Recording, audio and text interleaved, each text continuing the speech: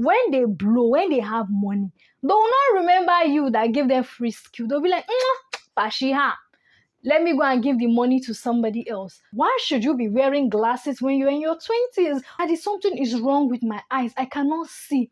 He was like, oh, I'm not praying enough.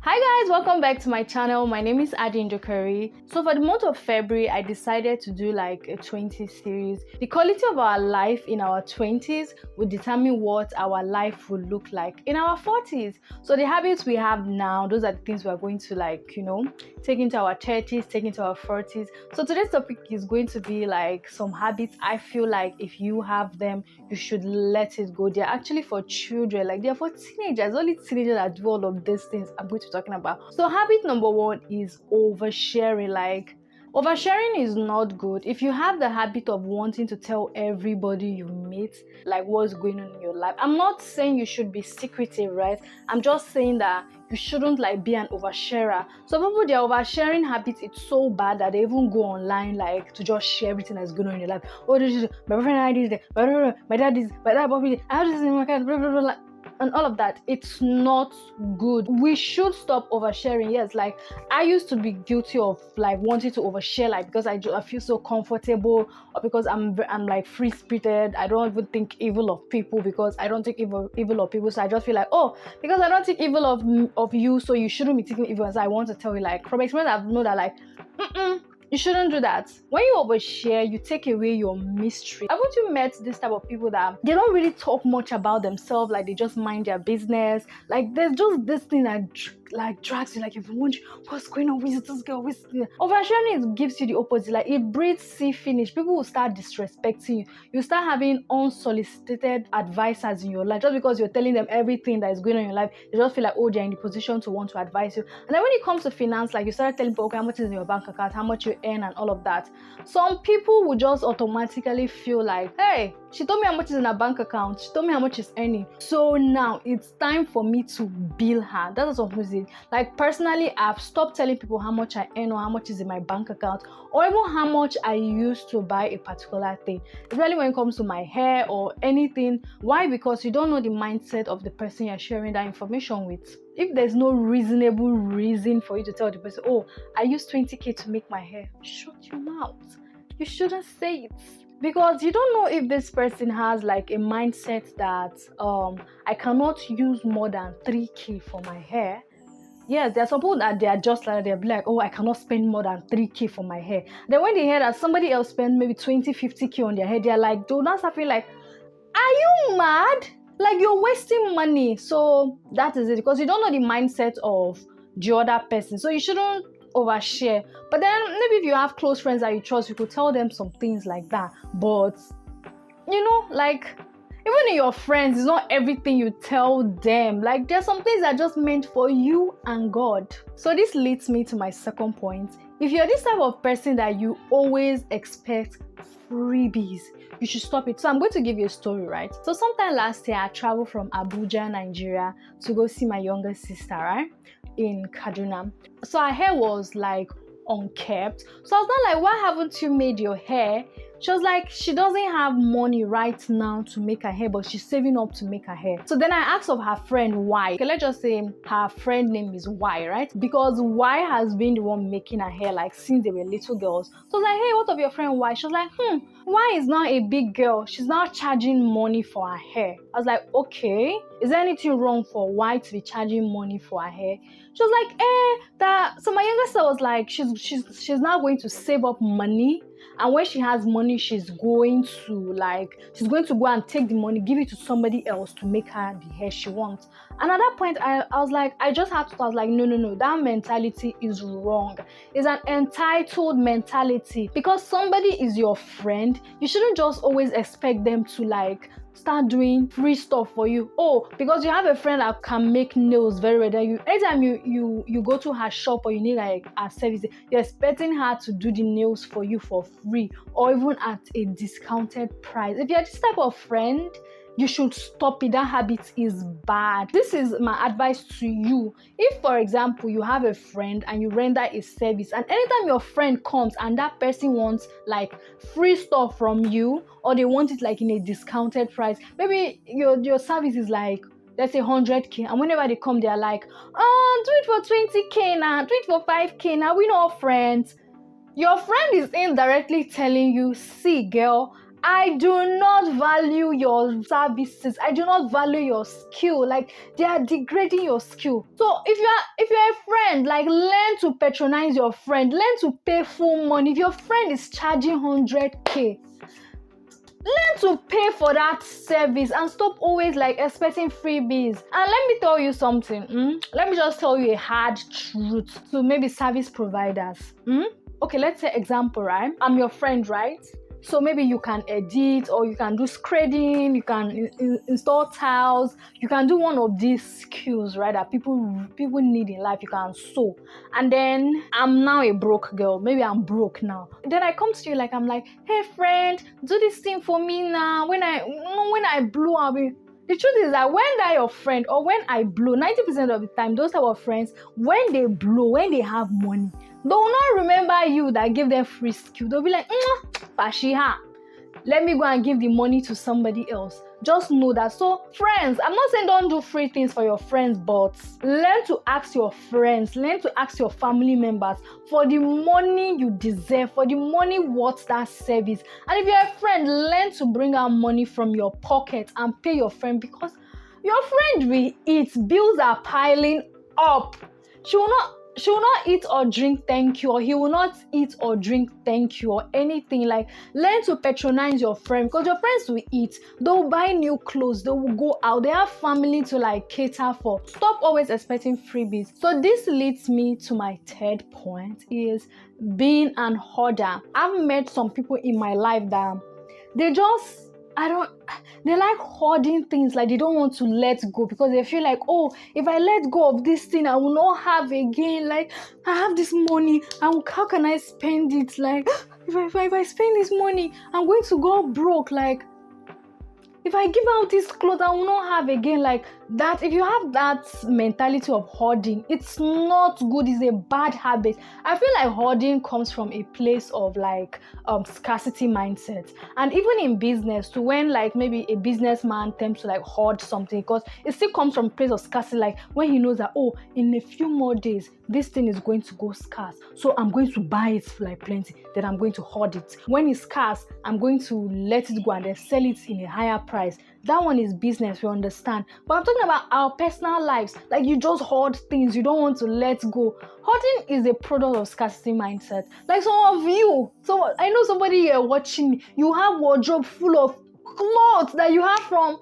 12 years ago, 10 years ago, 5 years ago, that you no longer wear, but just for you to like give it out, you can't. You're hoarding it. If I give this clothes out, my wardrobe will look empty. You're now like hoarding it. It's not good. And then some people own is that this one is even so bad. Their hoardingness or their hoardiness, anything, I don't know the English. It's so bad that they are now almost like selfish to themselves.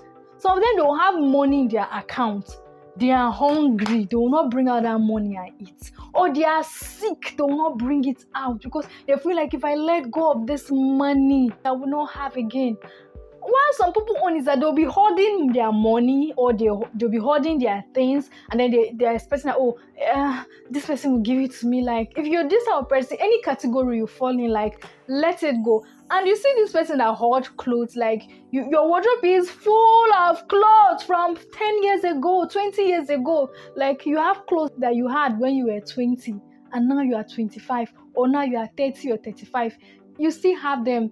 That's why you have like a wardrobe full of clothes, but you always like, I don't have what to wear. It's because you said that wardrobe, there are clothes that you don't need and you're not wearing, but you don't want to let them go, because if you let them go, it will not be like, oh, I don't have again. Let it go. Empty that wardrobe. Go and dash it to somebody that needs it. Let us let go of hoarding. Because when you hold things, you don't give room for new things to come into your life. I'm going to give an example. When you have a wardrobe full of clothes that you're not using this clothes, but you're just hoarding them, you will not even know that, okay, you have this and this. So once you just like let it go, like you do maybe a wardrobe detox and all of that, just you now realize, oh, I don't have this. This is what I need. Then you now build room for new things to come in. That is it. That's how life is. Once they say, givers are never lackers. It's true. When you give, like, just let it go. When you let it go, new ones will come in. So if you have hoarding spirit, or if you have a hoarding personality, let it go. I'm not saying that you should be reckless with your finance, but you know what I'm saying. Hoarding, you're hoarding it, you're being selfish, you don't want to let it go. If I let it go, this I will not have it again, I'll go broke. Let it go. If you're hungry, remove that money and eat, because at the end of the day, whether you keep it there, bank will remove the money, data will take it, so let it go. So this leads me to my next point. Overly depending on people. I'm going to give you an example, right? What I mean by overly depending on people, right? I know that as children, like you have parents, or some of us, teenagers, women in our 20s, we have parents, and it's okay to depend on your parents, right? But when it comes to like overly depending on people, like this is my type of mentality. Like you feel like, oh, if this person is not in my life, I can't have this work done. If my father is not here, I cannot go to school. Like, I don't know, if you have that kind of mindset, you should let it go. Like, let it go. I believe that if there is a will, there is a way. If maybe you don't have anybody to like sponsor you in school, maybe your parents are dead or they are poor, they cannot, and then you not have me, oh, my parents are poor, so I cannot go to school. Like, if you have them, say no, because I believe that if there is a will, there is always a way. Like, if you have that zeal, like if you just start taking the right step, somehow help would just come. So let me give you like an example of myself, right? So let's say 10 years ago, when I was 16, 10 years ago, I was like 16 years old, and I should be in secondary school. No, let me say 11 years ago. So 11 years ago, I was still in, 11? Yeah. Let me say between age 14 and 15. This is it, like, so this is going to be like 11 to 12 years ago. I was still in secondary school. So at this time, when I realized I had a problem was when I was in SS2. Like, I don't know how they used to call it, like, but when I was in class, maybe class 11, secondary school, high school. So I was in SS2. So I noticed some difference between me and my best friend. So my best friend, right, she would sit at the back of the class, and she would see what like the teacher is writing on the board and all of that. Me, on the other hand, I would sit in front of the class. I will not see anything. If you not write with red marker, makes it worse. Like, I can't see. So I kept on wondering, like, what is wrong with me? What's wrong with my eyes? Why is it that no one will sit at the back of the class? I will sit in front. Like, when I'm in front, like first row, see board. I would not see.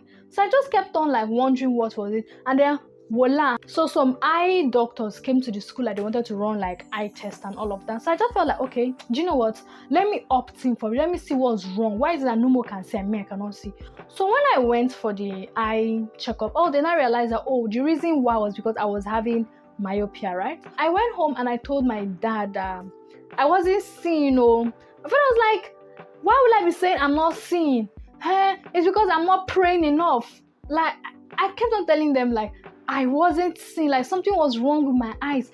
I needed glasses, but he wasn't like understanding, because in Africa here, people just believe that if you're not old, or if you're 15, or if you're 13, or if you're 20, you shouldn't be wearing glasses. Like, why should you be wearing glasses when you're in your 20s? Or why should you be wearing glasses as a teenager? Except like maybe you're in your 100 or you're in your 80s. That's when, okay, the person is elderly now, so they cannot wear glasses.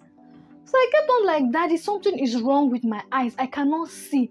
He was like, I'm not praying enough. When I kept on telling him that I could not see, he was like, it's because of so person in church is wearing glasses. That is why you want to wear glasses. But they cannot see, like different excuses. So one day I was in church, and women, like there was this women retreat like that, and so they now said that in the women retreat that they were going to have like opticians, eye doctor come in and check and have free eye check for the women, and then they're going to give out free glasses. Guess what I did? I took myself to church that day. I stayed for hours. I waited because I came late and there were already so many women there waiting for their eye checkup. I waited for hours and later I got to my turn. So I did my eye check and they realized, oh, really? There's something wrong with it. And let's say like a week later, they brought my glasses. That was how I got my first glasses. So imagine like, because my dad was like telling me like, oh, why should you be having eye problem? You're supposed to be praying. There's something wrong. Like, so you see, that's why I say if there is a will, there's always a way. Like, I knew something was wrong. Miraculously, they were giving out free glasses and I enrolled for it. And at that period in time, like when I was looking for how to fix my eyes, because it was affecting my academic work, because there are sometimes I'll be writing on the board, like I'll be writing, and I can't see. Then I get tired, like I cannot see, so I don't want to do this thing. So it was really affecting me. So I went out and I knew that, okay, my dad was not going to get me the glasses because they don't believe that as a child, you should have any problem with your eyes, and that is wrong. Like, if your parents watching this, is wrong. Anybody can develop any form of anything at any age. It's not like when somebody is not hearing, oh yeah, you feel like, oh, it's only elderly people that meant not to hear. Anybody can develop anything at any age. And if you notice that your child needs help, forget sentiment, forget beliefs. Give that child the help they need. Because I don't know what would have happened, like, if I just stayed all that long, like, doing my eyes like this, like, always, I'm like, I see, like, the stress I'm going to put in on my brain. So that's what I mean by, if you don't have anybody to help you, stop, like, being gloomy, like, oh, there's nobody to help me, so I cannot move forward. Stand up. Help will meet you at the point of doing it. That's what I believe. Like, when you stand, when you're emotional, that's when help will come. If you enjoyed today's topic, you could drop in the comment section like topics you would want me to work on, because at the end of the day, I'm here to serve you. So thank you for watching till this point. I really appreciate. Do not forget to give this video a thumbs up. If you're not subscribed, do not forget to hit the subscribe button and turn on the notification. And then I'll see you next week. You can also watch my next video. Thank you.